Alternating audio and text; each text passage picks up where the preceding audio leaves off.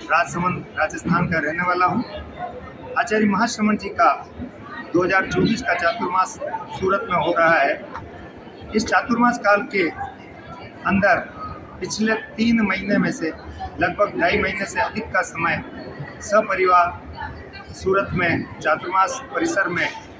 व्यतीत करने का सुअवसर प्राप्त हुआ। इस चातुर्मास में सूरत आने से पहले थोड़ा मन में संशय था कि इतना लंबा समय सूरत में व्यतीत करने पर क्या व्यवस्था मिलेगी, क्या नहीं मिलेगी, किस तरह का काम होगा, क्या होगा। इस सारे संशय के बीच में जब सूरत में प्रवेश किया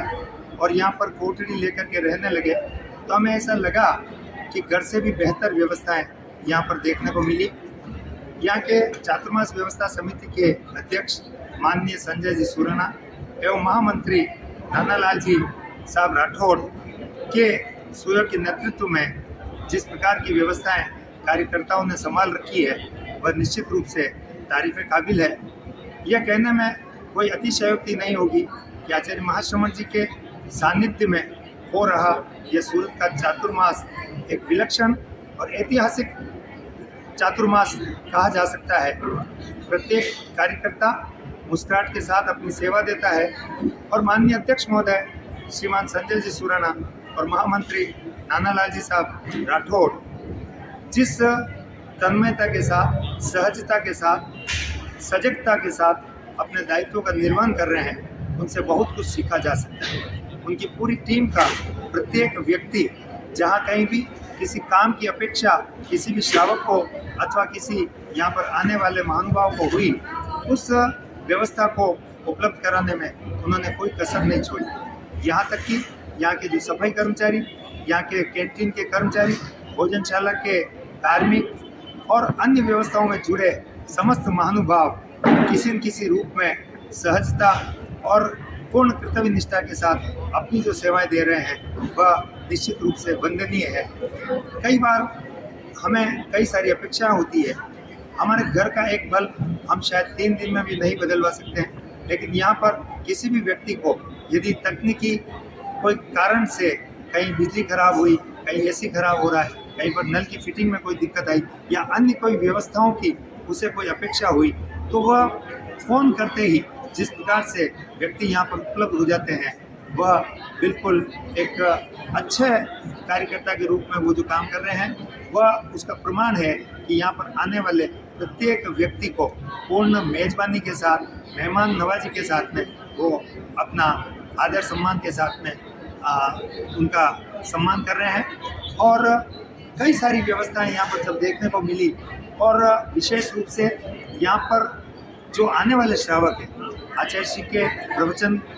के का लाभ तो लिया ही जाता है, उनके दर्शनों का लाभ लिया जाता है, लेकिन शेष समय का उपयोग भी सही तरीके से करने के लिए एक तरफ यहाँ पर ज्ञान कुंज का निर्माण किया गया और एक पर अनुगत विश्व भारती सोसाइटी की ओर से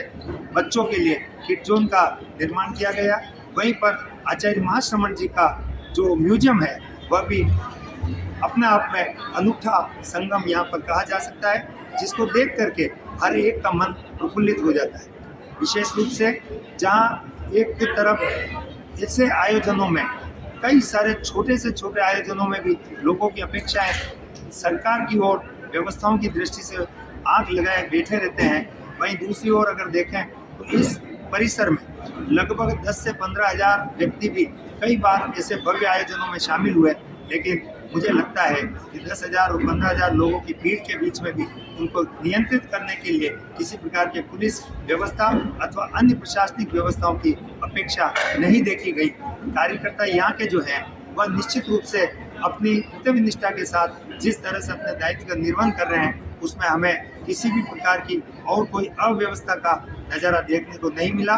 और यहाँ तक कि 5 से 7 हज़ार लोग जहाँ पर प्रतिदिन प्रवचन स्थल पर प्रवचन करने के लिए पधारते हैं, उनके जूते की रखने की व्यवस्था से लेकर के, जल की व्यवस्था से लेकर के, और यूँ समझ लें आप शौचालय की व्यवस्था, भोजन की व्यवस्था, सारी व्यवस्थाएं इतने सुचारू रूप से है जिसका कोई सानी नहीं कहा जा सकता है। इस तरह की व्यवस्थाओं को देखकर लगता है कि आगे आने वाले समय में जो भी लोग इस तरह के आयोजन करें उनमें सूरत की व्यवस्थाओं को देख करके बिल्कुल एक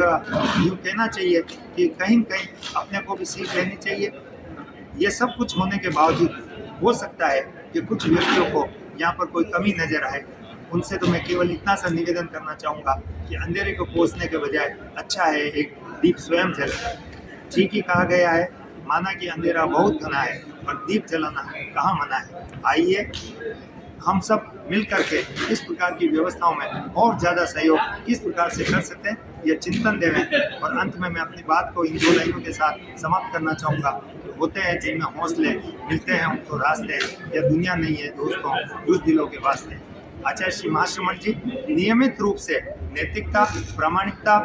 नशा मुक्ति और अहिंसा का जो संदेश देते हैं, उस संदेश को आत्मसात करने की जरूरत है। यदि आचार्य श्री के इन सिद्धांतों की परिपालना और इनको आत्मसात यदि प्रत्येक व्यक्ति कर ले तो देश की अनेक समस्याओं से बचा जा सकता है। यही शायद सूरत चातुर्मास का एकमात्र अच्छा संदेश है जिसे हमें सबको अपनाने की आवश्यकता है। जय हिंद, ओम अरहम, जय हिंद।